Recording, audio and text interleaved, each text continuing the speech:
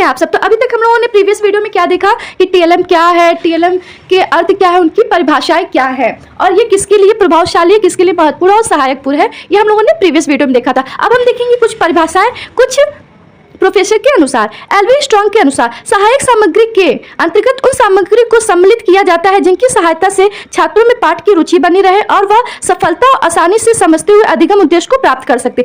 Alvin का कहना यह है कि जो सहायक सामग्री है ये उनके अंतर्गत सम्मिलित किए जाते हैं जिनकी सहायता से क्या है, छात्र को अपने पाठ पढ़ने में रुचि आए, मजा आए। जैसे कोई चीज होता है ना कि हम जब किसी चीज को प्रैक्टिकली पढ़ते हैं तो बहुत मजा आता है, कहते हैं हाँ वाह कितना मजा आ रहा है ना, और वो बहुत इजीली समझ भी आ जाता है। ऐसे बुक से रटा वो तो बहुत ही रियल केस में ही समझ आता है। जैसे कुछ स्टोरी होती है ना, हम कुछ स्टोरी को प्रैक्टिकली बताते हैं या कोई टॉपिक को हम प्रैक्टिकली बताते हैं या बोर्ड पे ड्रॉ करके बताते हैं तो आपको इजीली समझ आ जाते हैं। तो एल्विन स्ट्रॉन्ग का भी कहना यही है कि टीएलएम की सहायता से बच्चों के पाठ की रुचि बनी रहे और वह सफलता आसानी से समझते हुए अधिगम के उद्देश्य को प्राप्त कर सके, इसलिए यह इनके लिए क्या है, सहायक और महत्वपूर्ण है।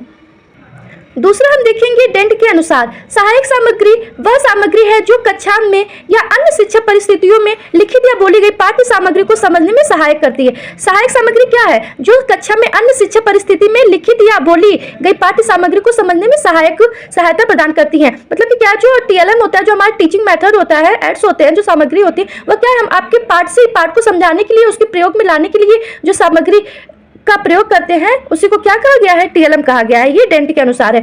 तीसरा है आपका कुलदीप शाश्वत के अनुसार सहायक सामग्री का प्रयोग कठिन और अस्पष्ट तथ्यों को स्पष्ट करने के लिए किया जाता है। राइट आंसर ये क्या है कि हम प्रैक्टिकली उसी चीज को समझते हैं जो हमको किताबी रूप से समझ नहीं आती है। जैसे कुछ चीजें जो प्रैक्टिकली ही समझ आती हैं, इसलिए कुलदीप जी का कहना यह है कि जो सहायक सामग्री का प्रयोग है कठिन और अस्पष्ट तथ्यों को स्पष्ट करने के लिए किया जाता है।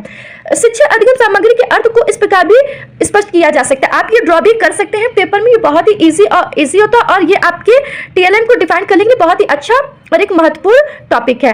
पहले आपका क्या होगा, स्पष्टीकरण, उद्दीपन, प्रेरणा, लर्निंग एक्सपीरियंस। अब हम देखेंगे शिक्षा अधिगम सामग्री के प्रकार, टाइप ऑफ टीएलएम। शिक्षा अधिगम सामग्री किस प्रकार, कितने प्रकार की होती है, 3। कौन कौन से, श्रव्य सहायक सामग्री, दृश्य सहायक सामग्री और दृश्य और श्रव्य सामग्री, audio aids, visual aid, audio visual materials. तो ये क्या होते हैं इसको हम नेक्स्ट वीडियो में देखेंगे। मिलते हैं नेक्स्ट वीडियो में, तब तक के लिए बाय बाय।